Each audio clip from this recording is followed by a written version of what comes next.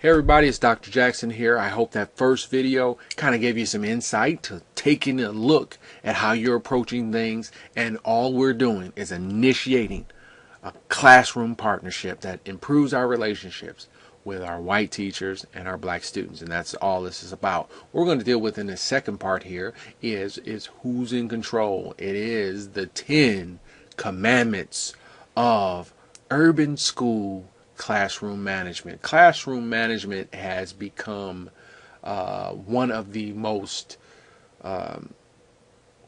challenging components over the last 20 years in school, because as the demographic of the student has changed, so has the demographic of the teacher.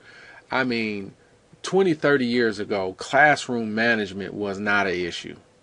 The only days you would have a classroom management issue was when you had a sub, definitely. And then you had some, about 10% of the teachers. I remember when I was in high school, we had a guy, I won't even call his name, but he taught us world history or something.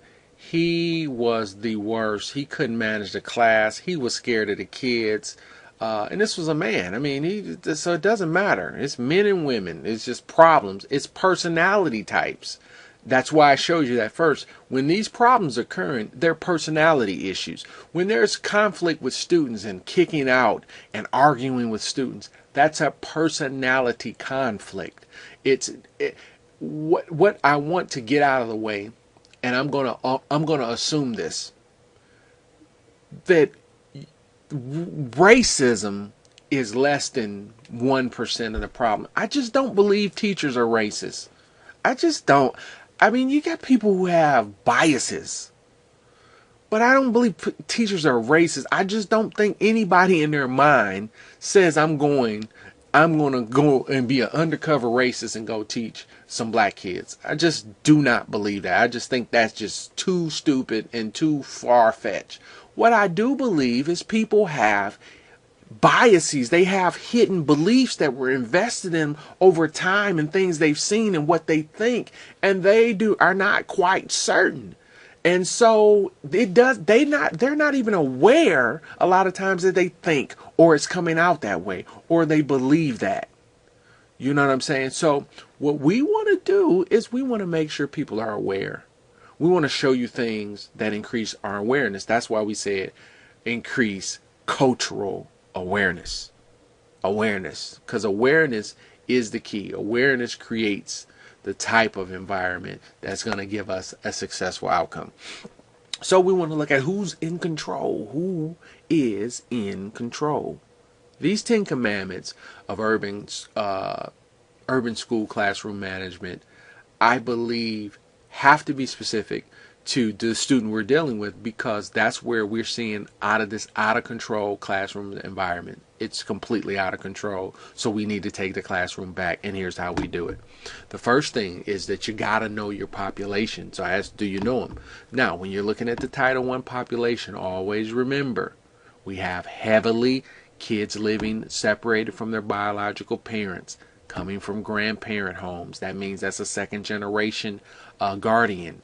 That means they may not be getting the level of supervision that they need. You have the single parent as a dominant parent in the Title I community, and also an abundance of our kids have fathers, brothers, or uncles or grandfathers that have been incarcerated. What does that do? It impacts your image. It impacts how you view yourself.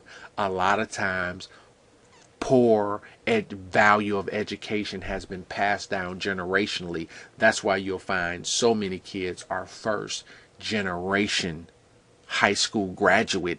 They're candidates to be first generation high school graduates.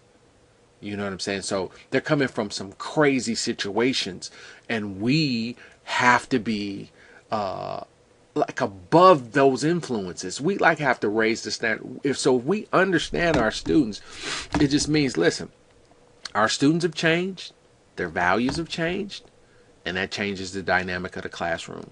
So you can't come with a kid is supposed to know how to act in public or in school, because with the changes in the family, the infrastructure that things that used to be taught at home are not there anymore. So think about this from this way. If you're in a school that's had budget cuts, imagine if you cut apart a member of the staff that played a vital role. It's the identity. So the things that the students used to get, they don't get anymore because we had to cut that out of the budget. Same things with a broken home and these broken dynamics to the home. Things that they used to would get from a two-parent system, they don't get anymore because that structure is gone. You understand? And that's the problem. So the 10 commandments of urban classroom management. And everybody's familiar with the 10 Commandments. The 10 Commandments are in the Bible. It's kind of an infrastructure way a person lives their life, and that's the way it works. So let's just look here. And these are the 10 Commandments. This is the way it works, non-negotiable. So take out your paper, take out your list. Number 1, thou shalt love thy student as thyself and thy own child. So there's no way you can come down to urban America, Detroit, Baltimore, Philly, places like Grand Rapids, Gary, Indiana, places in Indianapolis, Cincinnati, places in Columbus, places in Toledo, places in LA, places in San Francisco, places in Nevada, South Nevada. You can't come down to these places and work with these students, but then you don't love them. You got to love them as yourself. You can't try to love them from a distance. These kids require love, and it requires that you got to take a position in your heart going in. So you love those kids as yourself and your own kid. So are you going to enable your own kid? Some of us do. That's the problem. Some people do the same thing to their own kid. That's the problem. So you got to love them as yourself. And meaning, if you're doing something to them that will not allow them to be fully successful in life, you're part of the problem. You got to love them as yourself. You love them as yourself, and your own kid. So I'm not going to do anything to this kid that I wouldn't do for my child.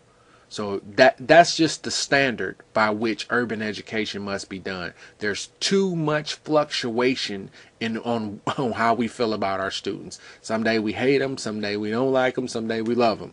Can't do it. Number 2, you have to honor the student's father and mother. So in Title I America, you do your data, do your homework at your building. You got to understand that literally in every situation you have a minimum of 50% of those parents that are bringing kids to school that they graduated and completed high school honorably. So you have to honor that parent by being the teacher. Teachers can be more judgmental than anybody. And we're really hard on people. Why? Because we're educated. We got an education. We went to school. We have masters. We have bachelors. We have PhDs. So we're hard on people. And so the way you honor a Title I parent or someone who's in one of these situations, you make sure that they got their education. Now, people say, well, they're going to get all offended and swell up. That's irrelevant, because the law of the commandment says that if that parent doesn't have an education, you're trying to get them to support their kid's education, it's psychotic to drop your kid off at school, but you're a high school graduate. And folks, I'm presenting to you, that is a case that we're having at least in some schools, from 30% of the Title I schools to as much as 100% in certain cities. 100%. Very few graduates of high school in that building. I have been to schools that was in the high 90s. And like everybody, all the kids come from drug backgrounds. Their parents were on drugs when they had all that kind of craziness. So you honor the parent by extending an olive branch, making sure they have their education, making sure. And I tell all Title I parents, you either have to go back to school, finish your high school diploma or GED, go back to college, because a lot of them maybe graduated and started college and didn't finish. They got to go back.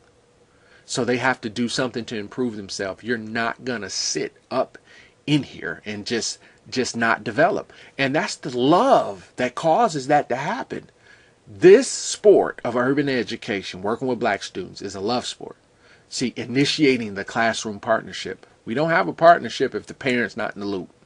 And many times we're not cool with the parent. We don't like the parent too much because they have attitudes, they have issues, and a lot of times we're frustrated with them because we work every day and they don't. But somehow, some way, their bills get paid. They have a car, and they look pretty well groomed sometimes, and that bothers us. And we're not honest about it.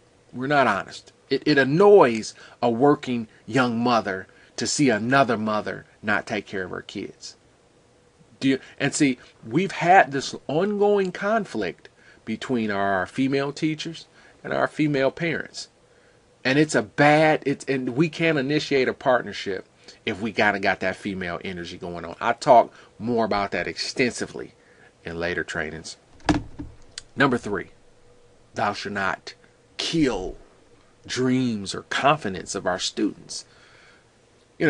Sometimes we get so negative, we get so frustrated that we're just poisoned. What if we talk about a mean-spirited teacher? Just kill them, shooting them down. Thou shalt not kill dreams. Thou shalt not kill dreams. It's just sensitive. Thou shalt not kill our students' confidence. And a lot of people say, well, I'm just being honest. We didn't ask you to be honest. We asked you to be a professional. And that's what we need from it, to be a professional. You can't kill their dreams. When people's confidence is gone, when a student's confidence is gone, they're done. Thou shalt not be an enabler. You know what an enabler is? You're just so overwhelmed. Those poor black kids. He comes from drugs. His mother does this. His mother's so mean. He do all this. I just find it so hard to do your job. You're part of the problem. Thou shalt not enable. Shall not be an enabler.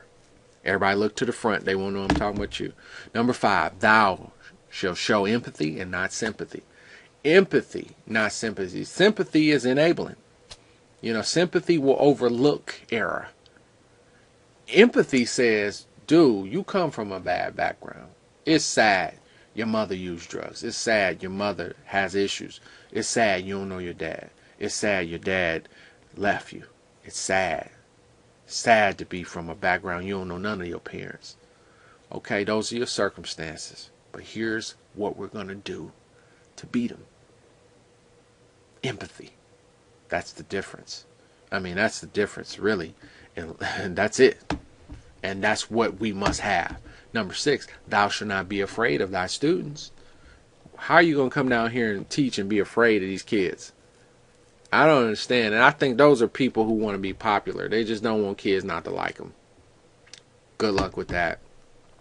Number 7, thou shalt be a role model in life choices to our students. So you have to understand, remember those demographics I showed you about our students. If our students are having all those problems, then in the family infrastructure, and so the things they seen coming up in their family, prison, maybe drugs, a disconnected home.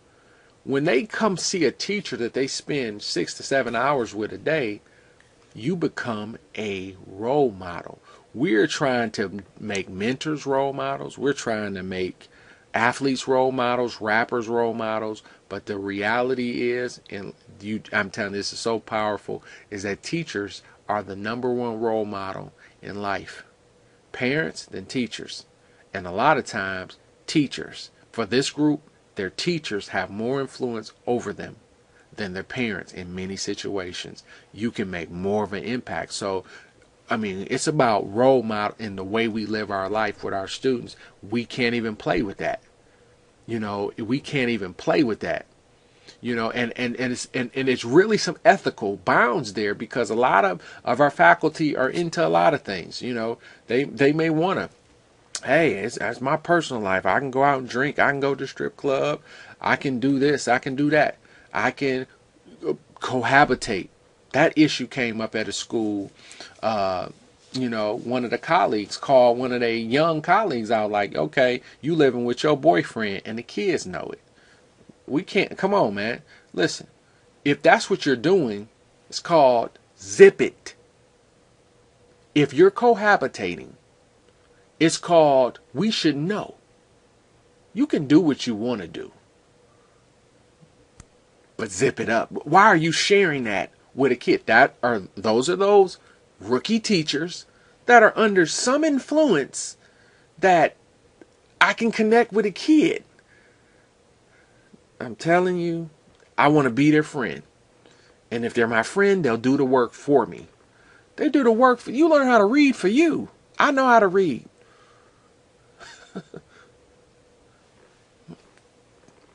Role model. Role model. They know what's up with Dr. Jackson. They know about my family. They know I'm going to live clean. They know they're not going to catch me in the street. They know I'm not coming up on the TV screen for being involved in no crime and no foolishness. They know that I represent the best man life. You know, they know what my company's about and what we do. So, guys, that's a very, very big pillar.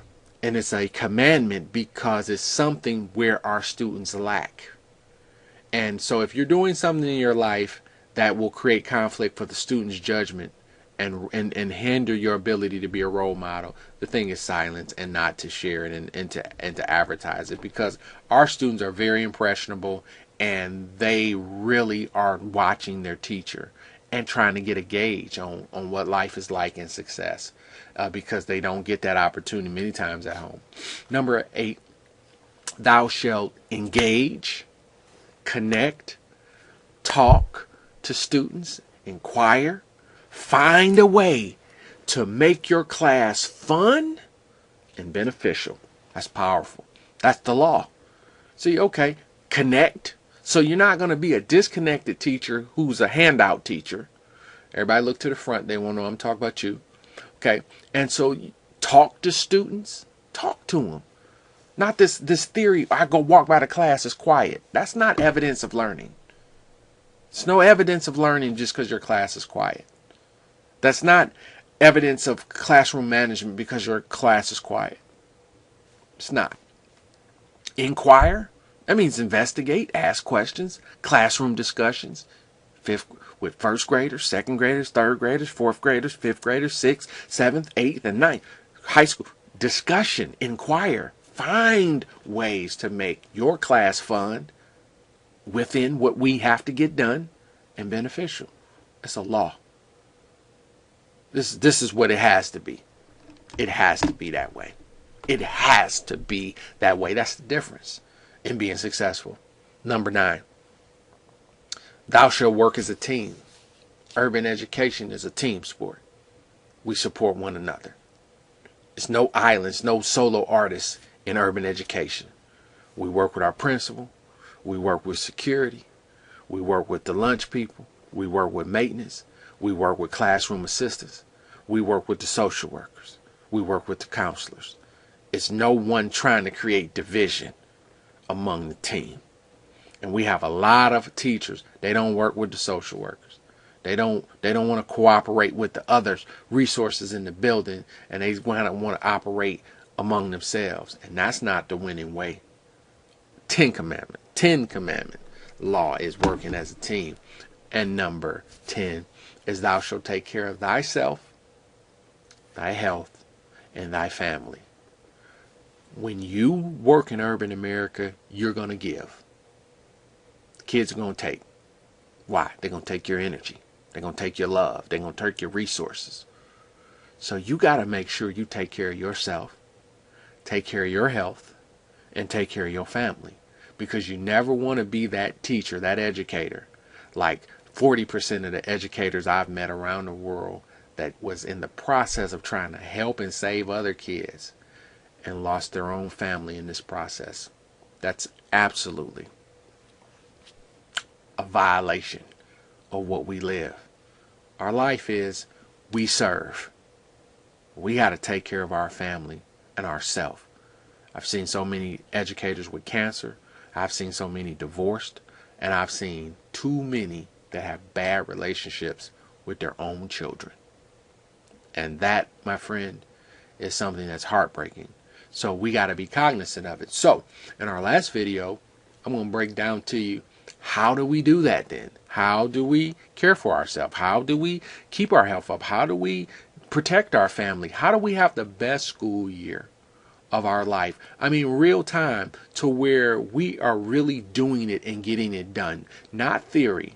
Because during, when I'm going to show you the calendar, There's multiple periods of time during a school year, a 40-week school year, that burnout creeps in, that bankruptcy emotionally creeps in, and you become high risk for things like depression, cancer, thyroid, diabetes, and absolute exhaustion. And so we want to protect you and show you how to have the best school year of your life. I'm hoping you found this video beneficial. Come and join us for our next and last video in this training series. I'll see you on the other side.